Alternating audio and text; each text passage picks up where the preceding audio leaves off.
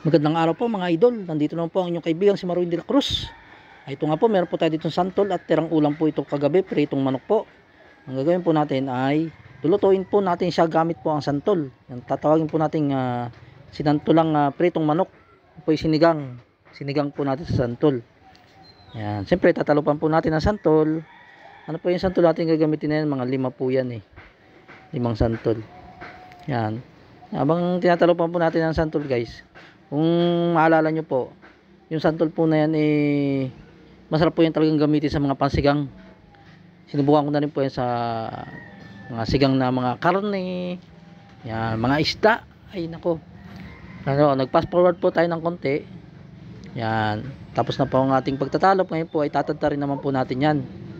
Yung pong tadtad po na yan, ginaganyan po para mabilis po siya na malo po yung sa sabaw, yung katas. Saka mabilis din po siya na maluto. Yan. Tatatarin lang po natin yung 5 na yan. Pagkatapos po niyan konting fast forward po tayo. Yan. Dahil sasalang na po natin yan kaagad. Dahil po yung lulutuin po natin ay luto na po yun. Yung po itirang pritong manok po na kagabi. Yan ay sayang naman po. Nakita ko naman po sa rep. Pag mga may tira-tira po kasing ulam dito minsan di na po napapansin yun. Kaya ginagawa ko po ng paraan, minsan iinitin ko na lang. Ito na po gusto ko po itong sabawan dahil panahon po ng santol ngayon. Yan. Lagyan na po natin siya ng tubig at sinalang na po natin ang ating santol. Pakukuluin lang po natin yung santol na yan. Tatakpan lang po natin. Pagkatakip, tapos papakuluin po natin. Wala na po tayong gagawin dyan. Ayan na po. At after siguro 10 minutong hinintay natin dyan at kumulo, ayan na po. At talaga pong bago po natin siya binuksan, talagang kulong-kulo na po. Malambot na po yan. At ilalagay na po natin yung ating pritong manok. Yan po yung tirang ulam po kagabi na pritong manok.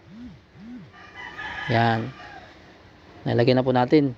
Yan po yung santol, 5 po yan. Yan, nagkabiyak-biyak na po siya. Dahil nga po tinatad natin siya kanina. Ngayon siyempre, ang lalagyan pa rin natin siya ng bitchin, tapos asin.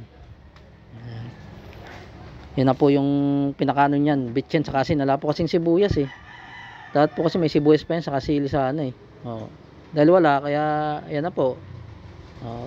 Pinakpan po natin. Pagkatapos po ay yan na po. Pagkalipas po ng 5 minuto lang po yun ang hinintay po natin. Yan. Pagkatapos siyempre luto na po yan. Dahil luto na po yung manok. Yung santol ay naluto rin naman po kaagad. Tingnan nyo po yung sabaw, humalo na po yung katas ng santol. Nako, masarap po yan tingnan nyo po yung kulo. Lumapot-lapot din po yung sabaw dun sa 5 santol ba naman Dali na at naglagay na po tayo sa mangkok. Ay sigurado na ito. Ayan ay nako, kasarap nito. Kaya guys, hanggang sa muli. Maraming salamat po sa inyong lahat. Thank you for watching.